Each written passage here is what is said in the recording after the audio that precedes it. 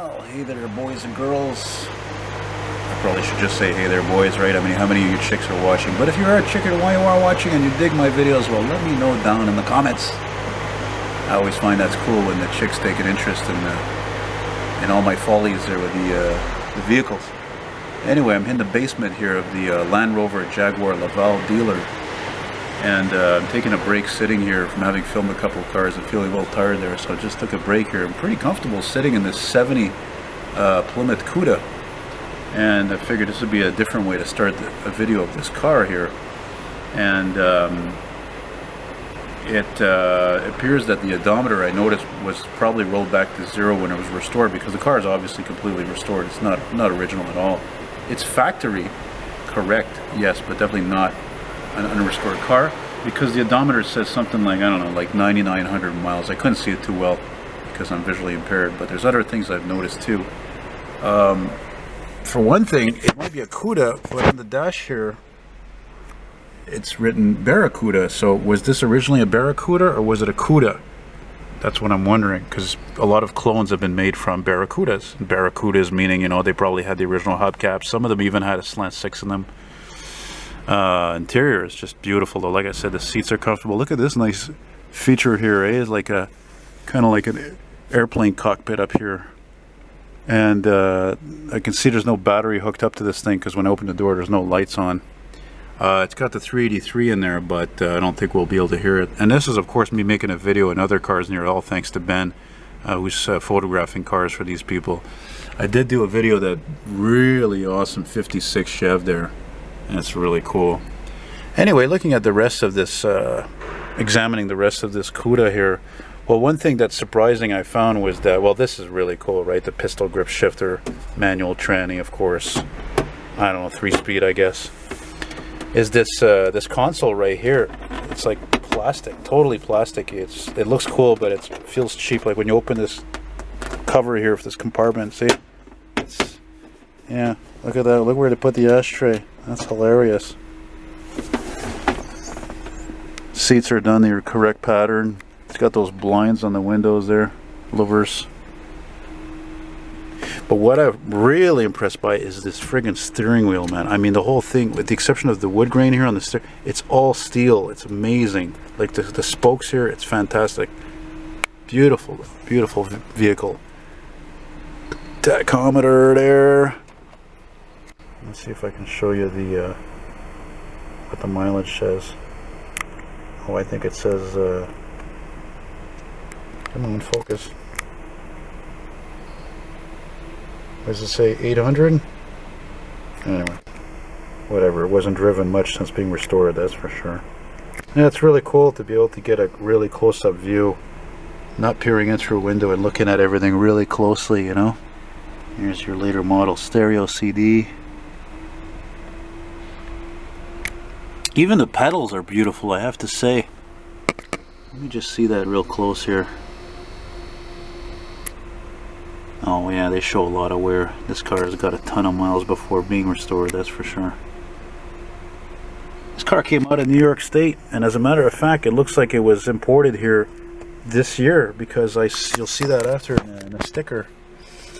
Alright, let's go take a look at the rest of this big bad boy, eh? If I can figure out how to get out of it. Of course, being in here, I can't help thinking Nick Spanaritas there. Maybe he knows about this car, maybe not. What is this? I can't get out of this goddamn thing now? Holy shit, man. What the hell? Oh, that's the lock, eh? What the frig? Oh, here it is. It's under... Oh, wow. Look at that. That's really concealed, eh? Yeah. Oh, look at that. Barracuda Cuda. Look at that.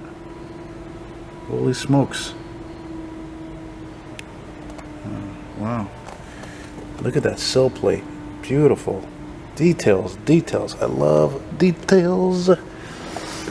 Alright, let's check it out.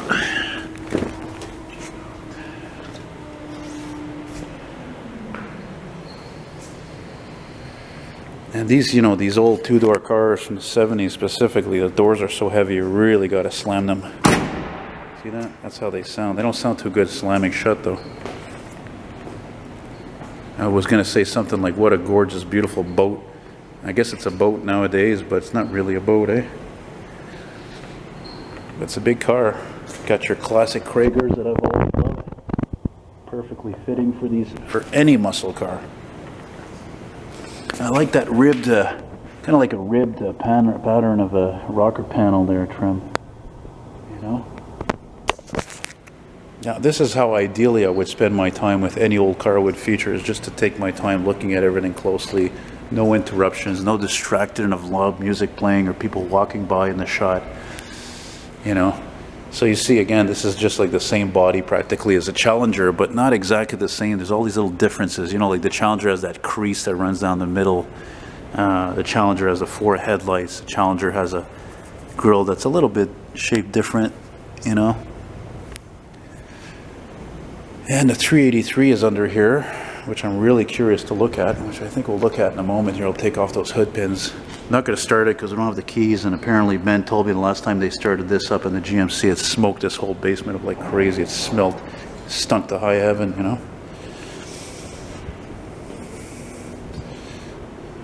Is it me or does the hood doesn't match the rest of the paint? And you know what? I don't like the setting on the camera. I don't know. It's making the color is not correct. I'm going to stop this. Alright, now I got it on the right setting to really show you how this car looks in terms of this color here. See, look, there's your old New York inspection stickers, except that they're not old. Look at that. I didn't even know they actually have to write the make of the vehicle. I guess this is for if police have to suddenly make an inspection on a traffic stop or something, or a stolen vehicle. Of course, you got these door handles, which were unique to these products, just like an AMC. You know, I think the boss told me this car is like, what did he say it was, 139,000 or something? At first I heard that, I was like, whoa, that's a hell of a lot. But no, that's probably about right actually for a car of this caliber, one of the most desirable muscle cars ever made. I mean, it's just fantastic, just really beautifully restored.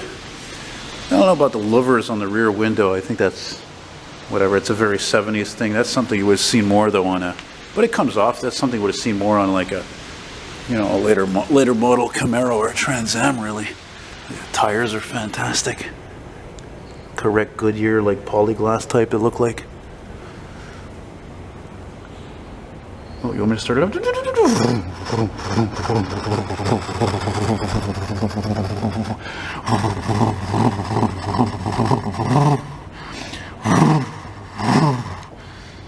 Yeah, you get the idea. I've had a lot of practice playing with dinky cars when I was a kid, eh? Oh, man. But what's neat is the true Mopar fanatic, the true expert would be able to tell you what is right and what is wrong with this car, eh? You know, not me, not little old moi. Eh? Yeah, polyglass GT. I got ads for these. Oh, let's have a look here. Ugh. Yeah, just fantastic. Total show car. Probably never even got driven in the rain. And if it's a New York, original, New York State original, well, I don't know if it would have been driven in the winter in the snow, because it would have completely rusted out. You know, I'm gonna see if I can take those hood pins off and at least get a look at this motor. Oh boy, I gotta tell you, it feels really manly when you open the massive hood on this big classic, man. Oh yeah, look, there's the heart of the beast. I'd love to hear it roar. I mean, you know, even though I've heard God knows how many of these 383s and 440s running, but hey, you know, come on, it's a big block Mopar, unrestricted, no pollution control, man. Horsepower, I don't know, probably about 360. Figure about that, maybe more even actually. I don't know. Man, that looks really correct. Really correct.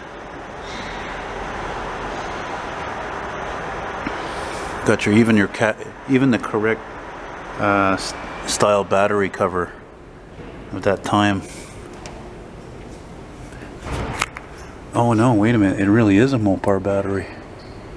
No, sorry, I think it really is a cover actually.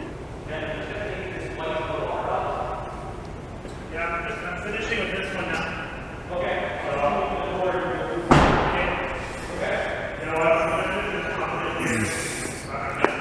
Well, like I said, guys, this car here I think is on consignment it's here at Land Rover Jaguar Laval, just north of the island of Montreal, and so this is really for not just for somebody who's got the bucks to pay themselves such an amazing car, a classic, but rare car, I would imagine too. But again, for the connoisseur, not somebody who doesn't know jack about these cars, really, you know. So that's imperative, actually. Should almost be a prerequisite when you buy a certain classic car to know quite a bit about them, you know. So I'm going to close that up.